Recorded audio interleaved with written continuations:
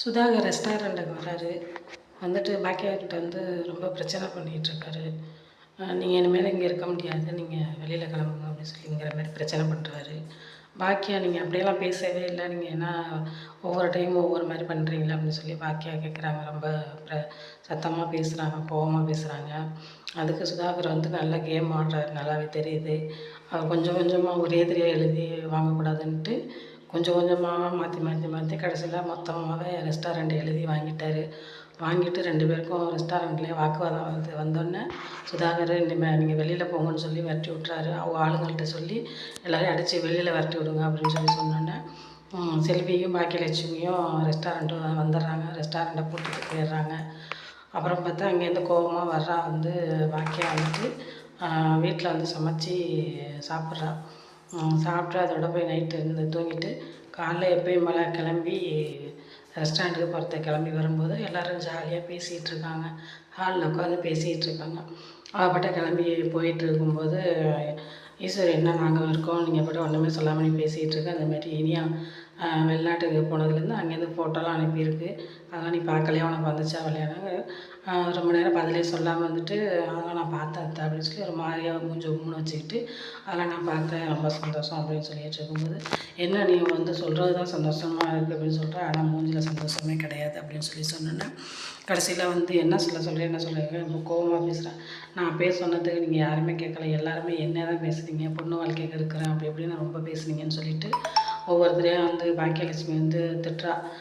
ஈஸ்வரியையும் பையன் கோபி எல்லாரையும் சத்தம் போடுறாங்க. நான் சொன்னதுக்கு நீங்கள் நம்பவே இல்லை, அவர் வந்து நல்லா கேம் விளையாடுறாரு, அவர் வந்து இப்போ ரெஸ்டாரண்ட்டுக்காக தான் அந்த கல்யாணமே அவர் பண்ணியிருக்காரு, ரெஸ்டாரண்ட்டை ஏமாற்றி வாங்கணும் தான் அவர் இந்த கல்யாணமே பண்ணியிருக்காரு. ரெஸ்டாரண்ட்டுக்கு போனால் கூட எனக்கு பிரச்சனை இல்லை, நாளைக்கு பிள்ளைக்கு ஏதாச்சும் ஒரு பாதுகாப்பு இல்லாமல் ஏதாச்சும் ஒரு பிரச்சனை வந்துடும்னு நான் ரொம்ப எனக்கு பயமாக இருக்குது. அவர் நல்லா கேம் ஆடுறாருன்னு சொல்லிட்டு சத்தம் போட்டுட்டு பாக்கியா போயிடுறாங்க.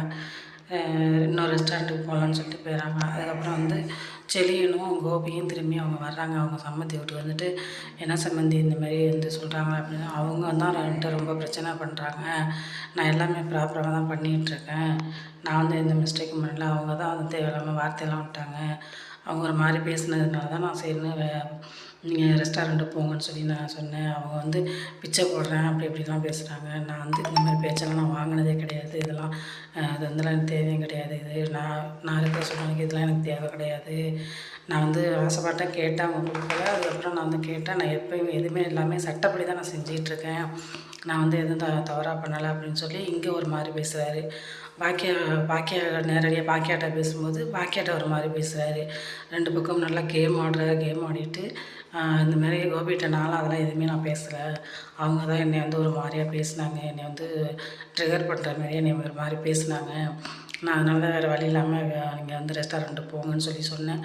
அப்புறம் திரும்பியும் பாக்கி அங்கேருந்து மறுநாள் காலைல அதே ரெஸ்டாரண்ட்டுக்கு வர்றாங்க. வரும்போது செல்வியும் கூட வரும்போது பார்த்தா அவங்க ஜாமான்லாம் ஏற்கனவே அந்த ஜாமான் எல்லாத்தையும் எடுத்து வெளியில் வச்சுருக்காங்க. கொஞ்சம் கூட மனசாட்சியே இல்லாமல் பண்ணுறாங்க, எல்லா ஜாமானும் அள்ளி கொண்டாந்து வெளியில் போட்டு வச்சுருக்காங்க, இதெல்லாம் வந்து நியாயமே கிடையாது, இந்த மாதிரிலாம் பண்ணுனா என்ன பண்ணுறது அப்படின்னு சொல்லிட்டு செல்வியும் பாக்கியாவும் பேசிக்கிறாங்க. பேசிட்டு அவங்க வந்து அவங்க வேலை செய்கிறவங்க எல்லோரும் வந்து ஒரு ஜாமான் எடுத்து கொண்டாந்து போடுறாங்க. வெளியில் போட்டோன்னே என்ன இப்படி பண்ணுறாங்க, அப்படிலாம் பண்ணுறாங்கன்னு கொஞ்சம் நினச்சி பார்க்கல, இந்த மாதிரி வந்து ஏமாத்துகிற வேலையெல்லாம் பண்ணுறாங்க அப்படின்னு சொல்கிறாங்க. இன்றைக்கி எபிசோடு இதோட முடியுது.